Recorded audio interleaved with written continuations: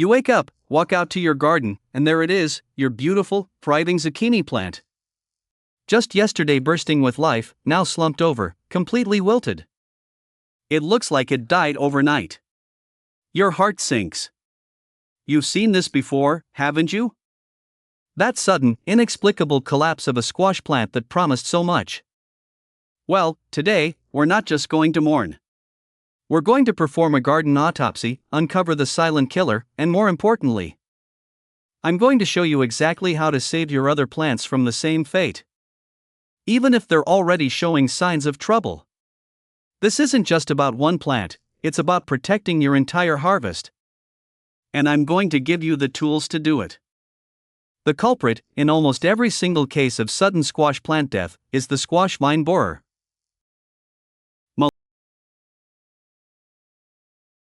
It's a sneaky, destructive pest, and it can wipe out your entire crop of zucchini, yellow squash, pumpkins, and even some cucumbers if you don't know how to fight back.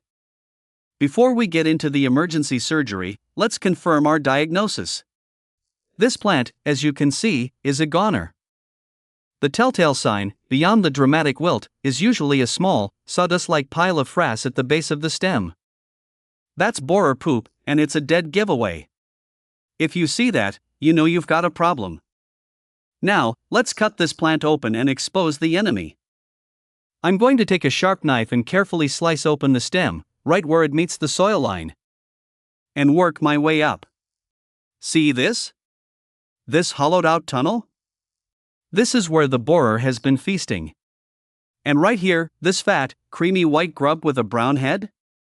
That's our squash vine borer. This one is probably about 3/4 of an inch long, and it's been eating its way through the stem, severing the plant's ability to take up water and nutrients. It's like cutting off the main artery to your heart. No wonder the plant collapsed. This is what we're up against.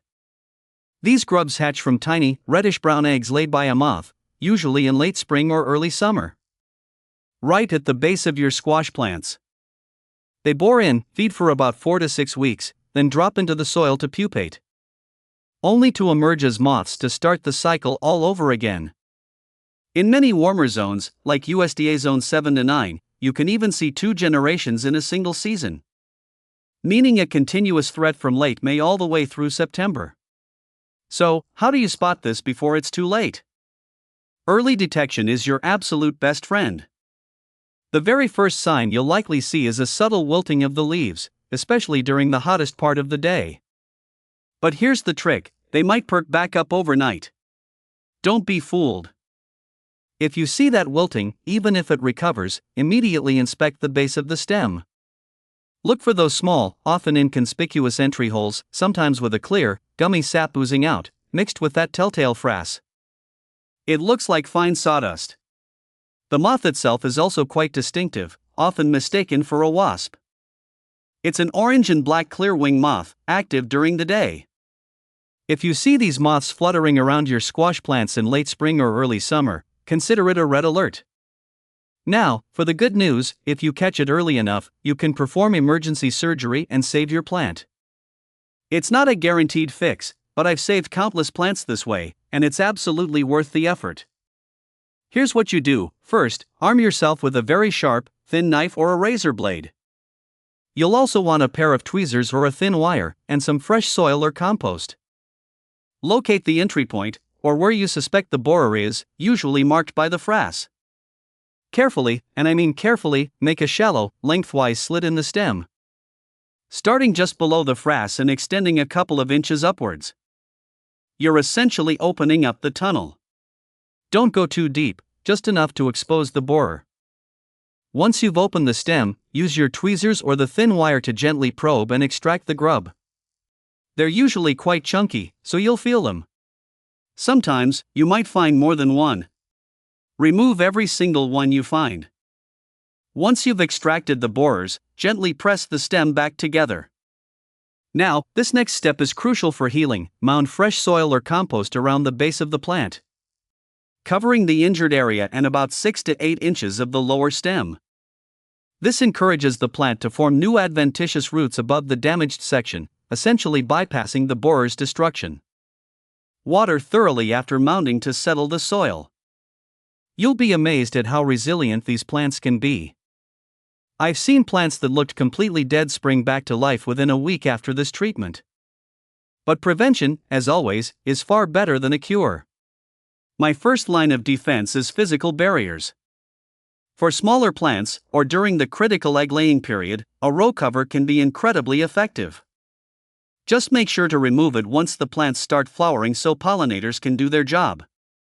Another simple, yet effective trick, is to wrap the base of your squash stems with aluminum foil. Cut a strip about 4 inches wide. Wrap it snugly around the stem from just below the soil line to about 2 inches above, and secure it. This creates a physical barrier that the moth can't lay eggs through, and if they do lay eggs higher up, the larvae can't bore through the foil. I've used this method for years, especially on my prize pumpkins, and it works wonders. Timing your planting can also make a huge difference. In many regions, the first generation of squash vine borers emerges in late spring or early summer. If you can delay planting your susceptible squash varieties until early to mid-July in cooler zones like USDA 5 to 6, you might miss the peak egg-laying period entirely. For warmer zones, say 7 to 9, you might aim for a late June planting to avoid the first generation. Or focus on a second planting in late summer to avoid the second generation. This strategy works particularly well for zucchini and summer squash, which mature quickly. You might sacrifice a bit of early season harvest, but you'll get a healthier, more productive plant overall. Another technique I swear by, especially for those of us who love growing a lot of squash, is a trap crop. Plant a few extra, highly susceptible squash plants, like blue Hubbard or even a few extra zucchini, a couple of weeks earlier than your main crop. The borers will flock to these early plants. Once you see signs of infestation on your trap crop, remove and destroy those plants, borers and all, before they can mature and spread to your main harvest. It's a sacrifice, but it saves the rest of your garden. For organic pest control, Bacillus thuringiensis korstaki, or BT, is a game changer. This is a naturally occurring soil bacterium that is harmless to humans, pets, and beneficial insects, but deadly to certain caterpillars and borers. You can spray BT on the stems of young plants, focusing on the base, once a week for 3 to 4 weeks during the moth's active period. The larvae ingest the BT as they bore into the stem, and it disrupts their digestive system. Even more effective, if you're diligent, is injecting BT directly into the stem. Use a small syringe, like one for administering medicine to pets, and inject a small amount of diluted BT solution into the stem at several points along the lower 6 inches. Do this weekly for a month during peak activity. It sounds intense, but it's a highly targeted and effective way to protect your plants. Let's talk about some common mistakes I've seen, and honestly, made myself over the years. The biggest one is ignoring that initial wilting. We all want to believe it's just thirst, or too much sun. But with squash plants, especially zucchini and pumpkins, that afternoon wilt is a giant red flag. Don't wait. Go out and check the stem immediately. Another mistake is not checking frequently enough. These moths are sneaky. Their eggs are small, often laid singly, and can be hard to spot. Make it a habit to check the base of your susceptible squash plants every single day during the borer season. A quick 5-second inspection can save you weeks of frustration. Also, don't give up on a plant too soon.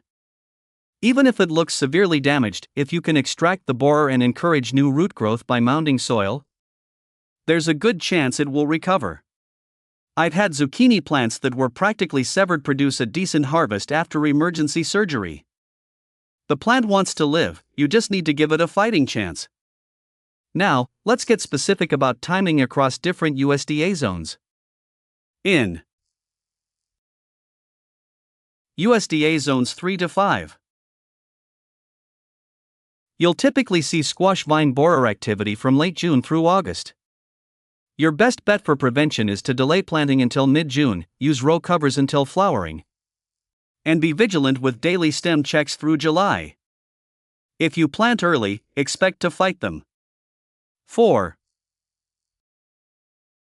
Zones 6 to 7. The moths usually emerge in late May to early June, with activity peaking in June and July. Consider planting your main crop in mid-June to early July. This is a prime zone for 2 generations, so continuous monitoring through August is essential. Injecting Bt or using foil collars from early June can be very effective here. In Zones 8 to 9. The season is longer, and you can see activity as early as May, extending through September. You might have 2 distinct generations. Plant your first crop in late May, but plan for a second planting in late July or early August to ensure a continuous harvest.